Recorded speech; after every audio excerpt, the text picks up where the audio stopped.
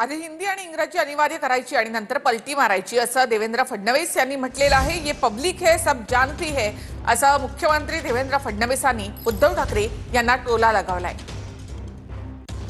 आता निवडणुका जशा जवळ येतील, नवीन नवीन नरेटिव्ह सुरू होतील। आता भाषेच्या संदर्भात देखील आपल्या सरकारने मराठी भाषा अनिवार्य केली, अनिवार्य। पण नरेटिव्ह कसा तयार केला जातोय, जणू काही ही लढाई मराठी वर्सेस हिंदी आहे। ही मराठी वर्सेस हिंदी लढाई नाही आहे, मराठी अनिवार्यच आहे। तिसरी भाषा कुठली, मराठी सोबत कुठली, एवढाच विवाद आहे। त्यात आपण सांगितलं कुठलीही भारतीय भाषा या ठिकाणी चालेल।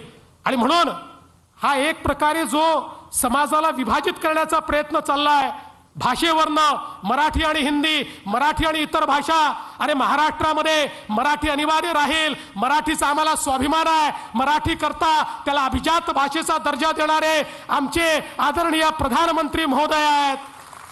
पहिलं मराठी विद्यापीठ अमरावतीमध्ये तयार करणारं आमचं सरकार या ठिकाणी आहे। इतक्या वर्षात तुम्ही ते करू शकला नाहीत, पण तरी देखील जाणीवपूर्वक या ठिकाणी विवाद निर्माण करायचे। पहिल्यांदा स्वतःच कमिटी तयार करायची, कमिटीचा अहवाल घ्यायचा, 1ली ते 12वी मराठी सोबत हिंदी आणि इंग्रजी अनिवार्य असा अहवाल स्वतः कॅबिनेटला स्वीकारायचा आणि मग त्यानंतर पलटी मारायची। हा जो काही या ठिकाणी काम चाललेला आहे, मी तुम्हाला सांगतो याचा काही परिणाम नाही आहे। ये पब्लिक है, ये सब जानती है, लोक सगळं समजतात।